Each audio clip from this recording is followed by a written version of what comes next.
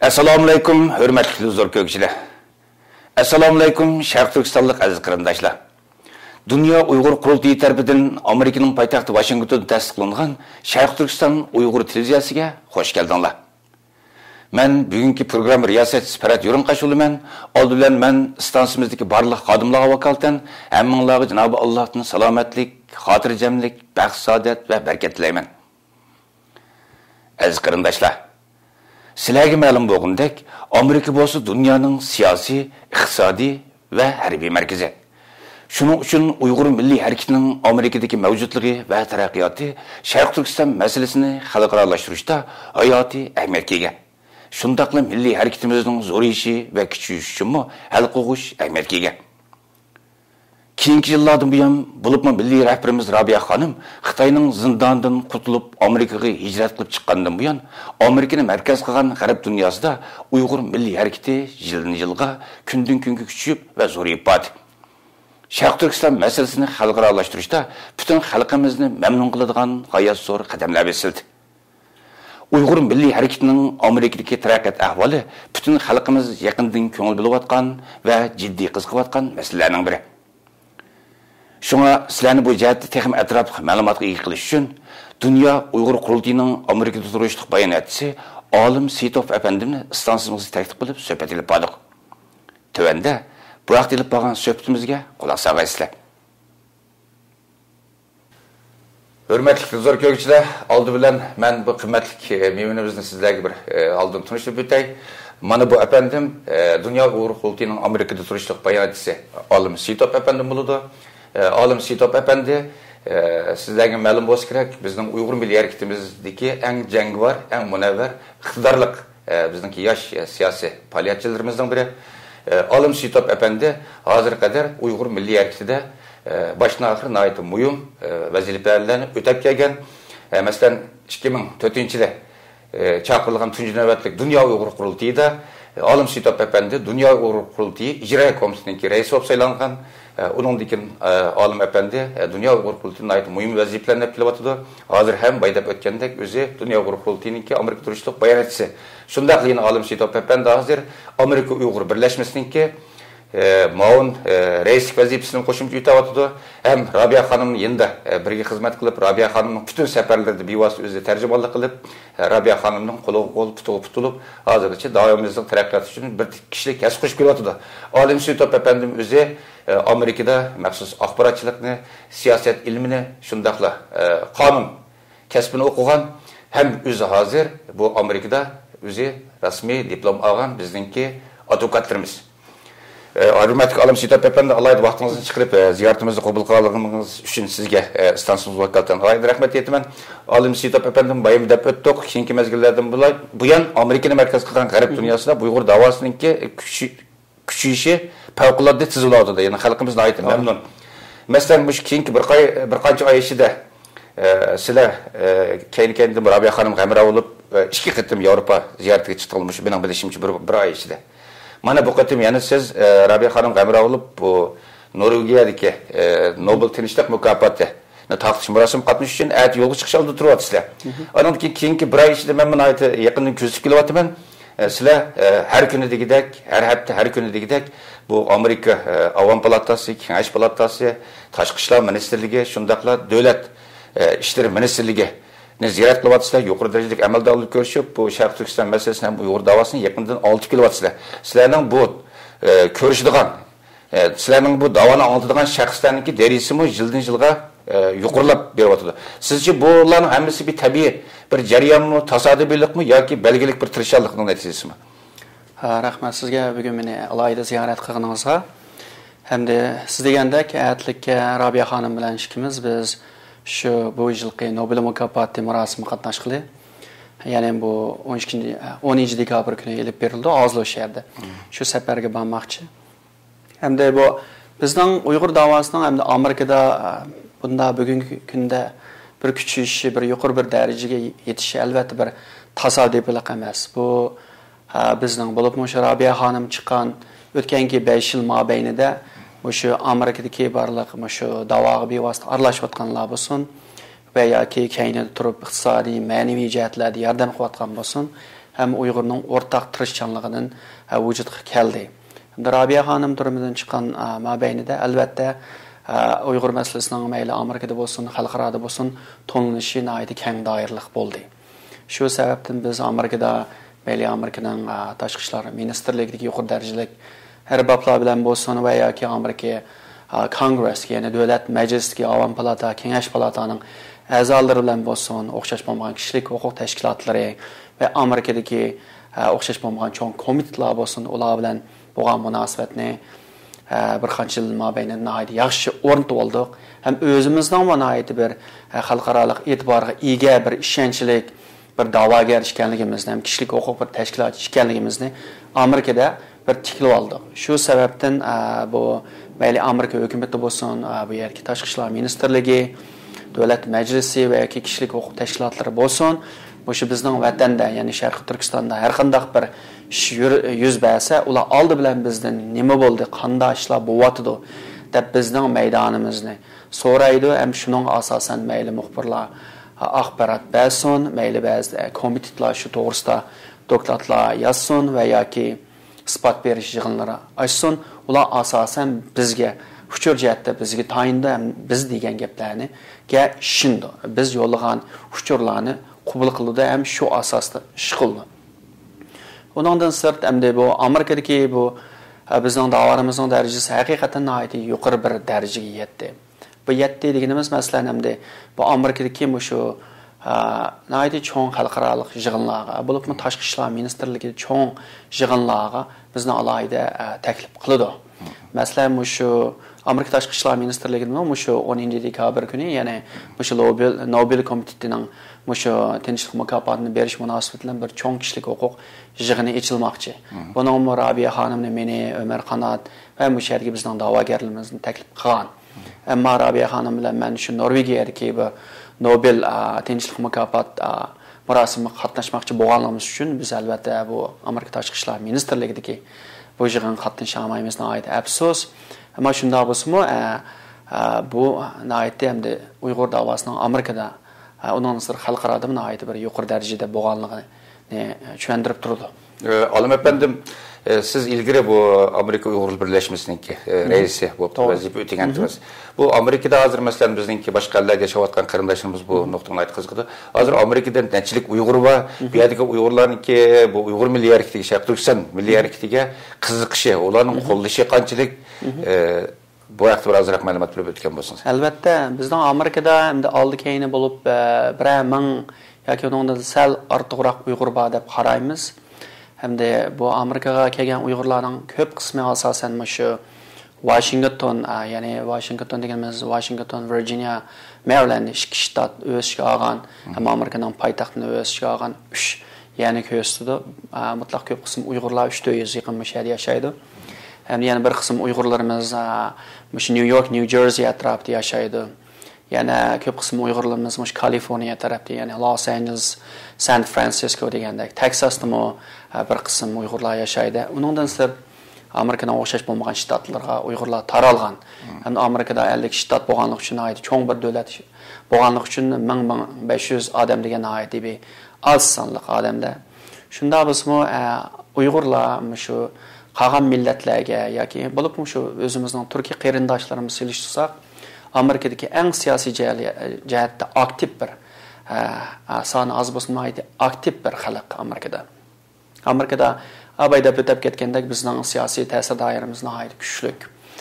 Masalan, Amerikadagi ba'zi masalan O'rta Osiyodagi ba'zi elchixonalarning bosh elchilari ko'rishamaydigan odamlar bilan biz masalan pat-pat ko'rishib turamiz Amerikada. Hem ondan sırt hem de biz yani Amerika'nın iqtisadi yardımı ega bo'lganligimiz uchun qolgan davlatlarning, hatta qolgan Turkiya qarindoshlarımızning Washingtonda ishxonasi yo'q, ammo bizning nihoyat cho'ng bir 7-8 odamimiz ishlaydigan bir ishxonamiz bor. Ondan sırt hem de bizning Uyg'ur xalqimiz bo'lsa, Amerikada nihoyat mayli siyosatdan bo'lsin, ijtimoiy jihatdan nihoyat aktiv. Har yil mayli yangi yil bo'lsin, Navro'z bo'lsin, Qurban hayit, Ro'ziyet bo'lsin, nihoyat xo'shallik bilan tantana qilamiz. Ondan sırt bizning Cumhuriyet kunimiz, ya'ni 10 noyabr kunini nihoyat dağdığılıq əslab ötümüz, bizning bu yerda faoliyatlarimiz nihoyat ko'p bo'ladi. Onun üstündə əlbəttə toy, nəzir degəndək oxşaş olmayan fəaliyyətlərimiz var. Şunda bolsa-mı, bizə aid aktiv ciddi ötümüz bu yerdə. Əlbəttə Amerikaya gələn Uyğurlar oxşaş olmayan xidmətlərini də buludu. Bu yerdə hər doktorlarımız var, Amerikanın özü tərbiyələnən, Yaponiya, o başqa bir dövlətlərdən oxub doktor olub gələn nurgun Uyğurlarımız var bu yerdə. Yaşlarımız davamlı oxuyatıdı. Hani kiçiklərimiz oxuyatıdı. Şununla bir yerdə Uyğurlarımızın turmuşun bir qədər yaxşı, xalqımızın aid tirişcan, bular ingilis dilini aid yaxşı bilidu. Şərqi Türkistan davasına aid çoğun rol oynayatıdı. Amerikadakı Uyğur xalqımız hem de bu şeydə dava qıvatqan Uyğurlarının aqsabdaki ən mühim qolluğucularımız bular. Anikin onun üstündə ular mı hem de Amerikada yaşanlığı səbəbindən hem Amerikanın grajdanı buluş sübütüdən Amerikaga mı özünün bir kişilik həssini qoşub gəlməkdə. Mesela Alim efendim yakında mesela bütün bu şey çetel yaşayan Uygurlarını alaydı. Ularning içinde alaydı hayacan paydo qilgan hem Xitoyninki alaydı saprayni o'rlatgan bir hadis oldu mesela. Bu Rabia Hanım yani Uygur Milli Hareketi'nin rahbari Rabia Hanım'da bu Amerika'daki nopozluk bir harbiy akademiya doklat berishga, leksiya berishga taklif qildi. Siz bu nuqtani qanday tushunasiz? Bunu hem de şu Amerika'dan yani meyli Amerika hükümetinin sırt Amerika'daki en ali harbiy hem başka dağlık mekteplerinin Uygur meselesiga nihayetli köngülü böldüğanlığının toluq ispatı. Mesela 9. ayda Rabia Hanım işkimiz verip geldik mi şu New York'taki Amerika'da en kadimki en dağlık yani harbiy mektep olan West Point'teydi. Xitaylıma bunu nihayetli çoğun biliyordu Şidiyen Cünşav'da. Şimdi onun Rabia Hanım'ı teklif kılıp u yerdə şu oxuyatqanım şu harbiy oxucularga alaydı leksiya sözledi. U yerdə Uyğurlar meselesini to'g'risida albatta şu Xitoy hukumatı 1949-yılı Şərqi Türkistanı besib olgandan buyon Xitoyga hozirgi bo'lgan masalani bo'libmi o'tgan yil 7 oyning 5 bo'lgan masalani Rabia Hanımna ait yaxshi so'zlab o'tdi. Onun nazarda mening aytib uchun hayron qolgan yerim bo'lsa, bu Amerikadagi bu harbiy o'quvchilar Uyg'ur masalasini shunda obdan bildi.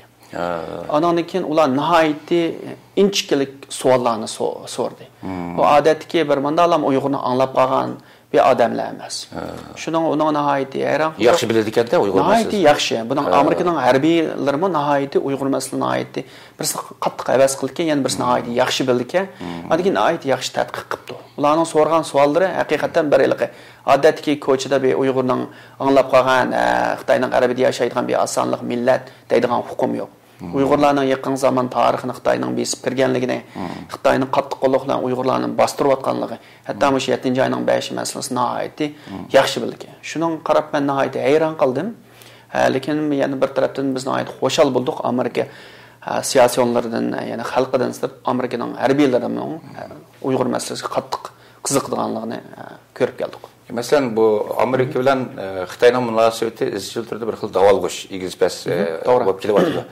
Mayli Cumhuriyetçiler hükümet peşine çıksın, yakımızı bu demokratlar hükümet peşine çıksın Amerika'da.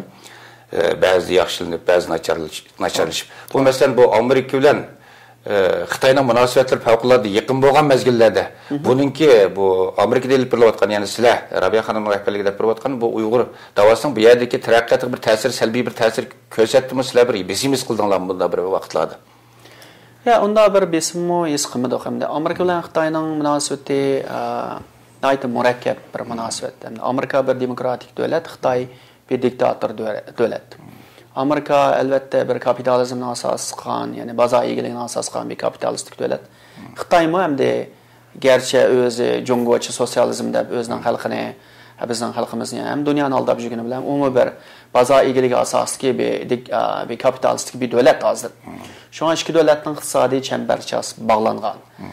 Ikki davlat savdo qildi, hamda Amerikadagi nurg'un malning ko'p qismi Xitoydan keladi, azam bo'lganligi uchun. Ama Amerika bilan Xitoyning orasida albatta surkilishlar nihoyatda jiq. Ba'zida masalan yaqinda shu mayli shu Xitoyning janubiy Xitoy dengiz masalasidan tortib hozir Shimoliy Koreya masalasigacha hem bu İran'ın hazır atom bomba yasayımız degandek bu mesele ikki davlat munosabatini buzishda eng chong rol o'ynaydi.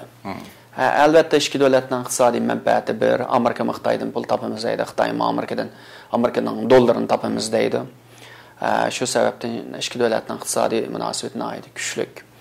Ammo ba'zida Amerika bilan Xitoy o'zining manfaati sababidan yaqin ko'ringan bilan siyosiy masalasida, ideologiya masalasida ikki davlatning farqi nihoyatda cho'ng. Osmon zamin farqlandi amaliyotda. Elbette. Shuningga bu biz yana birisi Amerika bir demokratik bir davlat bo'lganligi uchun, bir erkin davlat bo'lganligi uchun Amerika hech qachon bizga bevosita yoki vositalik asosda bizga o'zining Xitoy munosabatiga daxl bo'lib qolmasin deb bizga bir besim qilgani yo'q hozirgacha.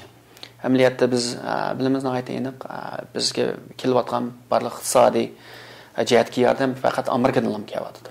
Amerikadan kelgan bu yordam sababidan bizning Amerika Uyg'ur birlashmasini Washingtonda ishxonasi bor. Undan sirt Robiya xonim o'z turmadan chiqqandan keyin qurgan xalqaro Uyg'ur kishilik huquq va demokratiya fondi jamiyatimi Amerikadan pul olib Amerikada ishxonasi bor. Bizning ishxonamiz bir yerda albatta. Undan sirt bizning dunyo Uyg'ur qurultiyiga Amerika pul berdi.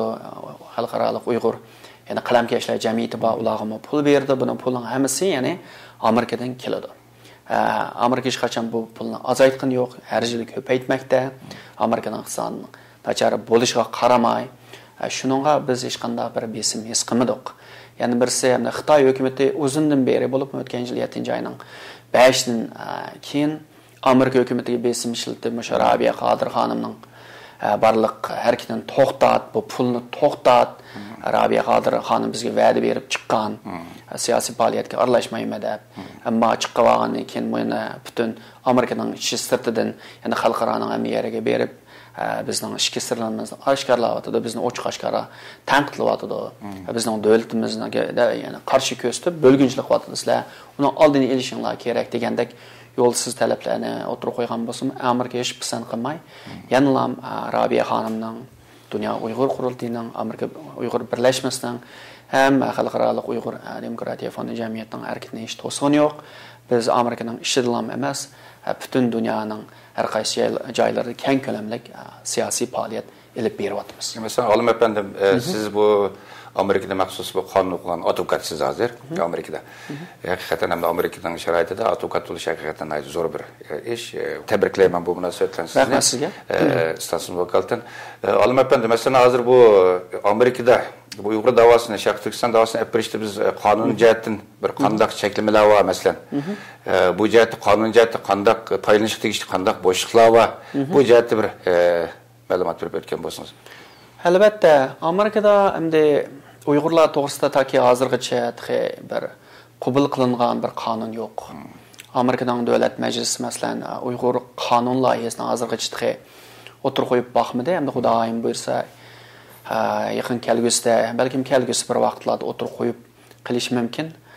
Ammo Amerika davlat majlisida Uyg'urlar to'g'risida qaror loyihalari kayni-kayndan masalan o'tganki 5-10 yil yerda 10 yil mobaynida bir 10-20 qitim o'tirib qo'yildi. Hamda buning qo'yilishi nihoyatda muhim, chunki buningda Uyg'urlarning tilini, madaniyatini, dinini, ham kishilik huquqini qo'g'dash, tinchlikdan Xitoy hukumatining Uyg'urlarga qaratgan o'sha bir qism qattiq qo'l siyosatlarini ayblashni o'tirib qo'ydi. O'tgan yil 7-oyning 5dan keyin bu qaror loyiha 2 qitim o'tirib qo'yildi masalan. Buning qo'yilishi nihoyatda bir zo'r bir ish, chunki hamda dunyoda Uyg'urga o'xshash ezilgan millatlar nihoyatda jiq. Masalan, Afrikada nurg'un millatlar ezilyotdi, o'lyotdi Uyg'urga o'xshash. Lekin hech bir parang yo'q ularning. Ularningki bir xabarda bir parang yo'q, Amerika davlat majlisida emas. Shunda Washingtonda bir ishxonasi emas, hech nimasi yo'q. Tayda odamning ishi og'riydi. Lekin Uyg'urdek Xitoyning qo'lida 61 yil mobaynida ezilib kelgan bir millatdan Amerikadagi sonining ozligiga baxmay, shunda bir siyosiy jihatda kuchayib, hatto Amerika davlat majlisi kayni-kayndan qaror loyihasini o'tirib qo'yishi bu ajoyib bir zo'r ish. Ammo qolgan davlatlarda hozirgacha hamda balkim bir qancha davlatlarda Yevropada ham Turkiyada mening bilishimcha qaror loyihalari ba'zi davlatlarda qonun loyihasi o'tirib qo'yilgan. Bu deganlik hamda Uyg'ur davosining xalqaroda bo'lgan sira to'nilishining bir ko'rinishi albatta. Hamda Uyg'ur davasına Tibet davasını seliştirsaq, albatta Tibet davası Uyg'ur davası qaraganda hamda o'xshash bir mezgilda dunyoda kelgan bir davo bo'lsa-mu, dunyo bilan yuz ko'rishgan. Ammo hamda bu Tibet davasının g'arb ellari bilan yuz ko'rishgan vaqti bizga qaraganda ko'p uzun. Chunki Uyg'urlar hamda g'arb ellariga chiqib davo qilgani hamda bir desak 20 yil bo'lib qoldi. Undan burun asosan Turkiya, O'rta Osiyo bu davlatlarda bo'ldi. Degandek, ham Tibetliklar bo'lsa Dalay Lama 59-yili o'sha Hindiston qochib berib daram salada o'zining hukumatini qurib olgandan beri asosan g'arb ellarida o'zining davosini qilganlik uchun Tibet davosi, Tibet xalqini qo'llab o'tirib qo'yilgan qonun loyihalari mayli Amerikada bo'lsin, g'arb ellarida bo'lsin ko'p. Amerikada shu 1999-yilda deyman. Tibet Policy Act, ya'ni Tibet siyosiy qonunini o'tirib qo'yilib, shundan beri Tibet xalqining madaniyati, dinini huquqlarini qo'g'daydigan bir Amerikaning qonuniy majburiyati bo'ldi. Undan sirт Amerika tashqi ishlar ministrligida, ya'ni Special Coordinator for Tibetan Affairs deydi. Ya'ni Tibet masalasining alohida vakili Amerika tashqi ishlar ministrligida, ya'ni yuqori darajali bir amaldor bo'lib, nazorat qildi. Amerika davlat majlisiga har yil doklad sunudi. Shuning Xitoy hukumati shu sababdan Tibetlarga qaraganda Uyg'urlarni qattiq qo'lliq bilan bostirib olishga sabab shu. Lekin bizning orzuyimiz bu, hamda Robiya xonim hammamiz dunyo Uyg'ur qurultiyi nomida uzun yillar mobaynida tirishayotimiz. Ammo hamda bu ishlar albatta bir shunday bir tarixiy fursatga to'g'ri kelib qolsa, ya'ni bir ikki davlat, ya'ni Amerika bilan Xitoy orasida bir cho'ng surkilishlar bo'lgan chaqda, bunda qonun loyihining o'tirib qo'yilishi ham qabul qilinishi mumkinligi cho'ngroq bo'ladi ekan. Shunga hozirgacha biz to'g'risida bir qonun loyihi o'tirib qo'yilib qabul qilgani yo'q. Lekin Amerikada shunday bo'lsa-mu, hamda paylanilgan nurg'un xalqaro qonunlar bor. Amerikada bo'lsin, Yevropada bo'lsin, paylanishga tegishlik. Ammo hamda xalqaro qonunni hamda u o'sha g'arb aldiri asosida o'tirib qo'ygan qonunlar.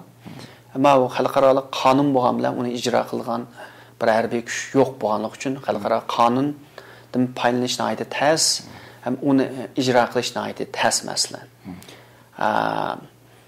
Mesela burun gibiniz kıskan buldu. Mesela burun bu Tibet'nin davasınınki bu Amerika'daki tesiri, garip dünyası tesiri fevkalade küçükte. Yani Uygur davası bu Tibet davasının aldı da küçük asasen tesiri yok diyelikten. Çünkü siz bayda ötkendek bu garip davası da bizim davanın başka vaktimiz biraz kiyim boğunu için.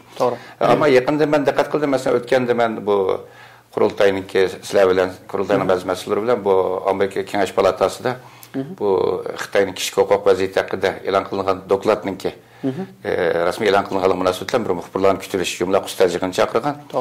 Bu yig'inda bu Tibet masalasi bilan birga Sharq Turkiston masalasini o'xshashtirilgandi. Andan keyin shu yig'inda men diqqat qildim, Kengash palatasidagi yumaloq usta yig'inida muxbirlarning so'ragan savollari bo'lsin, başkalarının bergen izahatı olsun, bu Tibet meselesi qaragan vaqtida Uyg'urlarning meselesi köprek oturup koyuldu. Köprek oturup koyuldu. Bu sizce bu Uyg'ur davasının xuddi Tibet davasına o'xshash zo'r bir ta'sirchanlik ega bo'lganligini tushuntiramiz sizce? Albatta, hozir hamda bu Amerikadagi hamda bir yangilik desak bo'ldimi, shu o'tganki bir qancha yildan beri. Bu Tibet albatta bir 10 yildan burun Amerikaga kelganlar bildi. U asosan Amerika tashqi ishlar ministrligining dokladlari bo'lsin, mayli kishilik huquq yoki diniy erkinlik dokladlari bo'lsin. Asosan ularning degini qanday desa, bular Xitoy Xalq Jumhuriyati yani. Andan keyin bular Shangang, Hong Kong, andan keyin Macau da Oman. Andan keyin Tibet degan ayrim qilib chiqarib, Xitoyning cho'ng quruqligi to'g'risida yozgan asosan Xitoy Xalq Jumhuriyati kirgizib, Shangang Oman ayrim, Tibet masalasini bular ayrim qilib yozatdi. Hem o Xitoy Xalq Cumhuriyetining umumiy vaziyatida Xinjiang, Uyg'ur deb ancha-muncha bo'lib chiqaqlarni ko'ratdik. Lekin shu o'tganki 10 yil bo'libmi, o'tganki 5 yil mobaynidagi tirishchanligimiz sababidan bu hozir bo'libmi Uyg'ur masalasining Amerikada bir cho'ng masala bo'lib qilish sababidan Andan keyin bu Uyg'urlarning masalasi hozir Amerikaning mayli Amerika tashqi ishlar ministrligining kishilik huquq dokladi bo'lsin yoki Amerikaning xalqaro diniy erkinlik komitetining yillik diniy erkinlik dokladi bo'lsin, bu Uyg'ur masalasi hozir xuddi Tibet deganga o'xshash Bu hazır bu Şinjan deb hamda uni Sharq Turkiston deb bular ishlatmaydi albatta. Şinjan deb ayrım bir kategoriya içib hazır Uyg'ur masalasini ayrım qilib yozgan bo'ldi. Tibet masalasi qanchalik o'tirib qo'yilsa, Uyg'ur masalasi shunchalik darajada o'rin berilgan bo'ldi. Masalan, bir oyning oldida Amerika Tashqi ishlar ministrligining diniy erkinlik komitetining shu dokladi o'tirib qo'yildi. Buni o'tirib qo'ygan kuni, e'lon qilgan kuni Amerika Tashqi ishlar ministri shu Hillary Clinton xonim bu yerda muxbirlarga bayonot berdi. Ham o'zining bayonotida Uyg'ur Tibet deb turib so'zladi. Uyg'urlar boshqa keldi bu qitim. Da? Anakin savol javoblarda albatta muxbirlarning Uyg'urlar to'g'risida so'rdi, Tibetlar to'g'risida, Xitoyning xristianlari, Falun Gonglar ham Xitoydagi umumiy vaziyat to'g'risida o'tirib qo'ydi. Savollar o'tirib qo'yildi.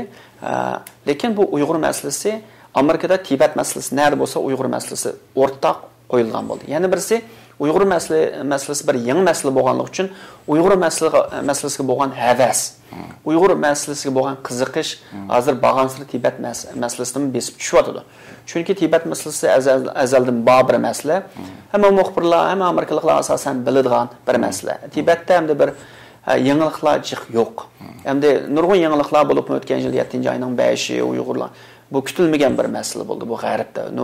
Amerikaliklar bo'lsin, Yevropaliklar bo'lsin hayron qildi. Chunki bularning ilgari anglaydigan Tibet. Bugun anglaydigani Uyg'ur. Shunga bular Uyg'ur degan qanday xalqdir? Bular qanday bir millatdir? Biz burun Tibetlarni anglaydik, hozir Uyg'ur degan bir millat bor.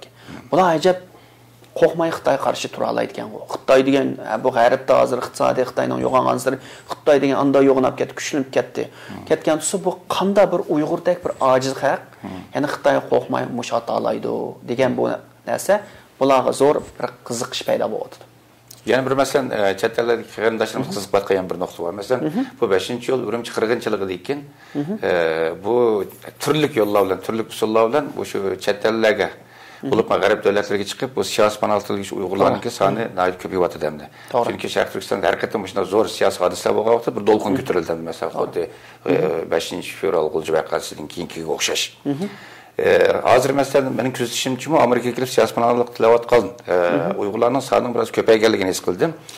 Bularning bu yerda siyosiy panallikning qabul bo'lish darajasi qaysi shaklda bo'lyapti? Amerikada qabul bo'lish darajasi nihoyat yuqori. 100% desak mubolag'a bo'lib ketish mumkin. Ammo 95% desak xatolashmaymiz Amerikada. Amerikaga kelib siyosiy panallik tilgan Uyg'urni qaytarayotgan bir Uyg'ur yo'q. Ammo rad qilingan bir qism Uyg'urlar bor. Bunun sebebi hem de bazılar birisi bizden Uygurlar yani birisi hem de birincisi sırtı çıkan Uygurlar siyasi panalının neyimlerini bilmeydi. Onu ügünüp bilip olgan iken qanday tiylashini bilmeydi. Onu tiylashini bilgan iken hikayesini qanday yazishini bilmeydi. Ben Amerika'ya gelgen ötkenki 15 yıl mobaynida hem de nurg'un Uygurlarning o'sha panalliqchilar aralashdim, hikoyalarini tarjima qilib berdim, sotliga bordim, ularning ziyaratiga bordim masalanda. Nurg'unlar albatta Xitoyning qo'lida zo'r ziyonkashlikka uchragan. Lekin ular ba'zilar hamda birsi ular ya adabiyot o'qimagan, ya yoziqchiligi yaxshi emas, ya bo'lmasa hikoyasini aytib kuchlik bo'lsa-mu, Xitoyning qo'lida qattiq ziyonkashlikka uchragan bo'lsa-mu, ammo o'zining hikoyasini ifodalashni bilmaydi. Hamda bu ishni o'tgan voqeani ifodalashni bilmaydi. Beshta voqea, masalan, Xitoyning tutgan, so'lgan, urgan, uni qilgan narsalarni yana birisi aniq tushuntirib bermaydi. Bir jihatdan men deyman, birisidan Xitoyning ma'rifining nachar bo'lishidan kelib chiqqan. Chunki Xitoyda umumyuzlik Xitoyning hamda masalan Xitoyda adabiyot o'qamdi yoki muxbirlik o'qamdi, asosan Xitoy kompartiyasini maqtashni asos qilib tarbiyalaydi bular. Muxbirlarning vazifasi kompartiyani maqtab, Xitoyning hukumatining kadrlarini maqtash. Anki adabiyotchilar bo'lsa she'r yozamdi, kitob yozamdi, shu Gongsandanni maqtashdan boshqa narsa emas. Haliqinday xarakterda, haliq mustaqil holda bir narsalarni yozish. Lekin qolgan Uyg'urlarimiz asosan bir narsa haliqinday bir g'arbdiki bo'libmi, g'arbdiki ko'chmanlar idorasining qoyil qilarliq bir narsalarni yozishi nihoyat etas. Endi bu g'arbda nima kuni kutdi desa bo'libmi, o'zim qonun o'qiganiki, bu ishlarga aralashganligi bilma. Bular deydi well-funded fear deydi. Well-funded fear degan shu yilaqi ishonchlik yoki dalil isbotli qilib bo'ladigan vahima bormi? Bu qaytib bo'lsa, tutilgan, so'laydigan, otadigan-da. Shuni isbotlash kerak. Yana bo'lsa, meni Xitoy yoki tutish bular qarorini chiqargan yoki uqtirishni chiqargan, e'lonni chiqargan. Ya bo'lmasa, men Xitoyda Türmede yattım, ya 2 hafta yattım, ya 1 ay yattım, ya 10 yıl yattım.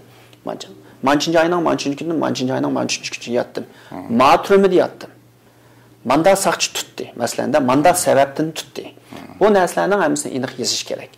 Bizden köpünce Uygurlarımız sırtıq çıqqandan keyin lan asasen deydiğine Xitaylar bizni bozaq qildi. Xitaylar bizga ziyankeşlik qildi. Xitaylar 7 ayının 5 Uygurlarni itvetdi, tuttu. Lekin sana nima qildi Xitaylar, Xitay saqçısı yoki hökumət desa shuni deb bermaydi. Bularning havas qildigini shu, spesifik aniq uçur. Ya'ni o'zining uchirgan shu shaxsning uchirgan ziyankeşligiga berdi panolikni. Lekin millatning uchirgan ziyankeşlik emas. Chunki u chaqda 20 milyon Uygurning hammasiga panolik berish kerak u chaqda. Uni bermaydi hech qanday davlat. Faqatlam g'arbga qochib chiqqan Uyg'urlar berdi. Shunga g'arbga qochib chiqqan Uyg'ur cho'qim meni 7-ayning 5 men namoyish qatnashgan bo'lsa. Men qatnashib short oldi. Xitoyning saqchisi atdi bizni qochdik. Andan keyin Xitoyning saqchisi meni tutdi, turmaga soldi, so'roq tatdi, urdi, do'stimni tutdi, uni atdi, buni soldi, men to'naydigan bo'lgan. Undan keyin deyish kerak, masalan, ota-onasini tutganman masalan. Siyosiy sababdan. Vanquadagi men masalan madaniyat inqilobida ularni qanday turmaga tashladi. Ota bovasini masalan, G'onsandan yangi 49dan kelgan yerini tatib olgan, mulkini tatib olgan, otasini aksel inqilobchi, aqchi ko'kchi deb tutganmi, so'lg'am, atqam urug' tuqqanligini. Bu chaqda o'zidan sirt, yana o'zining oilasining bir ziyankeşlikka uchragan oila ekanligini isbotlash. Ya'ni birisi maktabda, ish o'rinlarida Xitoyning kamsitishga ham Uyg'ur uchraydi. Buni cho'qim yezish kerak. Masalan, oliy maktabdan bitagan bo'lsam mendan tang bitagan bir Xitoyga ishni berib, men ishni bermasa. Masalan, men Uyg'ur bo'lganim uchun meni o'stamay bir laqva büddöt Xitoyni o'stagan bo'lsa. Buning hammasi kamsitish, buni yezish kerak bu narsalar. Planliq tug'ut siyosatida masalan ayol kishi bo'lgan bo'lsa, ikkinchi qitim qo'saq ko'targan bo'lsa, majburiy balni oldirib o'tgan bo'lsa, bu hammasi siyosiy ziyonkashlik. Ham Uyg'urlarning Uyg'ur bo'lib qilish sababidan Xitoy hukumatining qaratgan har qanday siyosati, har qanday qaratma, hammasi kamsitish. Shunga hamma Uyg'urning dadi to'lib tashidi, sirtqa chiqqan. Shunga bu o'sha narsalarni chiroyli ay kunchi silaslan, aniq o'zlan bog'lab yezib chiqarsa, G'arb Amerikalar emas, shu Yevropa davlatlarining hammasigidek berdi bu Uyg'urlar.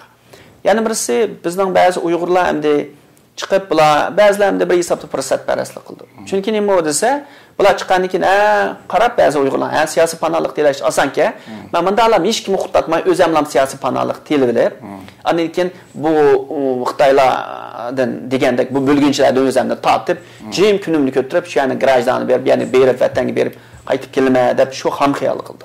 Ular yangi chiqib shunday qilanda, ular yozgan hikoyasi hech nimani qilmaganlik uchun 4 kundan keyin rad bo'ladi. Rad bo'lib sotqa chiqdi. Sotqa chiqib andan keyin bularni ba'zilarini, masalan, andan keyin Xitoyga qaytaramiz dedi. Degan chaqda andan bizning tashkilotlar aloqalashib, andan keyin namoyishlar qatnashib o'zini inqilob chiqib ko'rsatib, bizni qutqizinglar dedi. Ba'zida albatta Uyg'urimizga yordam qilamiz, ularga yordam qilamiz, lekin ba'zilarini u eng oxirgi minutlarda qutqazg'ili bo'lmaydi. Bu vaqtda bergan ma'lumotingizni aytib o'tgan bo'ldi, chunki bu ham bu siyosiy panolik tilmoqchi bo'lgan Amerikaning markaziy g'arb dunyosi siyosiy panolik tilmoqchi bo'lgan qarindoshlarimiz uchun nihoyatda qimmatli bir uchur ma'lumot bo'ldi bu. Albatta oxirida sizdan shuni so'ramoqchi. Sizning bu davonimizninki Amerikaning markaziy g'arb dunyosidagi salmoqi buning taraqqiyot ahvolida yuzinishini aytib o'tgan siz bu jadolay tajribangiz bor. Siz shaxsan o'zingiz bu bizning Sharq Turkiston milliy erkning Uyg'ur davosiningki bu kelgusi taraqqiyot istiqbolini qanday qilasiz? Bizning bu Uyg'ur masalasi, Uyg'urlar masalasi, Sharq Turkiston masalasining bu kelgusida xalqarodagi, masalan, ayni vaqtida xuddi Kosovo masalasiga o'xshash, xuddi Bosna Hersek masalasiga o'xshash xalqarodagi zo'r diqqat e'tiborni qo'zg'aydigan zo'r xalqaroliq bir masalalarning biriga aylanish ehtimoli bormi sizcha? Bu albatta bir hisobda aynı bo'ldi desak ham bo'ldi. Bu xalqaro jamiyatning Uyg'ur masalasiga shundaq qiziqishga qaraganda bir hisobda aynı bo'ldi. Albatta bu deganlik hamda Amerika yoki G'arb ellari Kosovoga, Yugoslaviyaga qarshi bisib kirgandek Xitoyga bisib kirdi deganlik emas.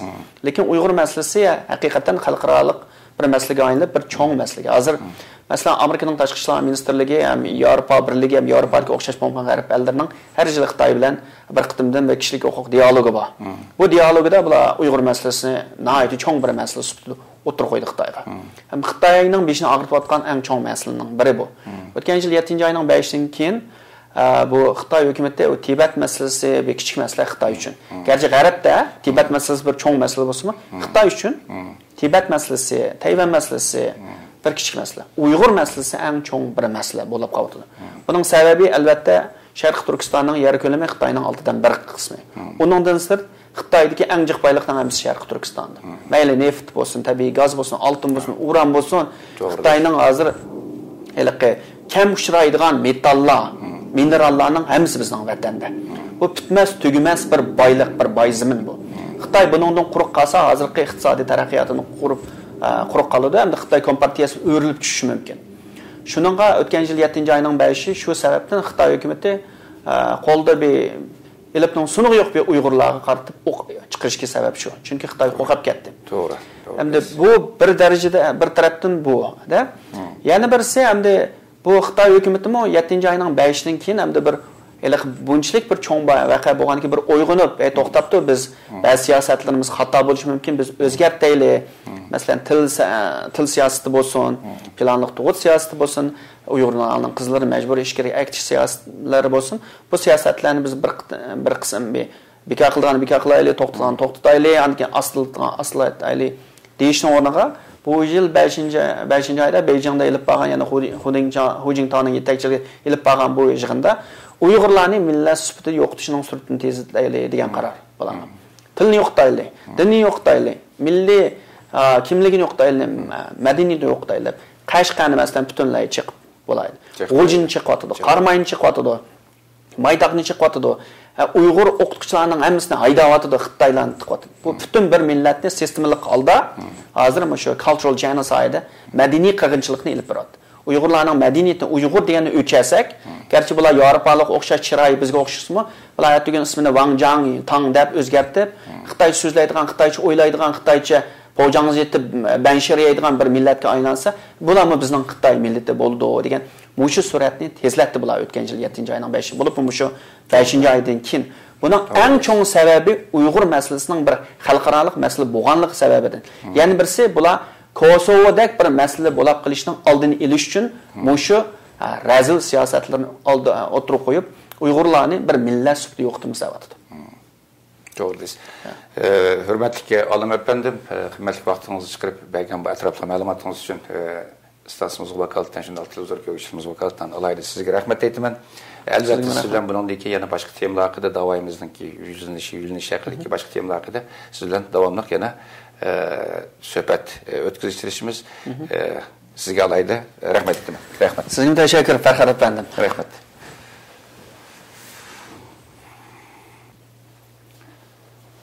Hürmetli televizyon görüşçüler, şunun olan bu kadar programımız müşahede ayaklaştı. Keyin qatimliq anglishimizni ko'rishaylik. Ko'rishga omon bo'ling. Xayr xo'sh.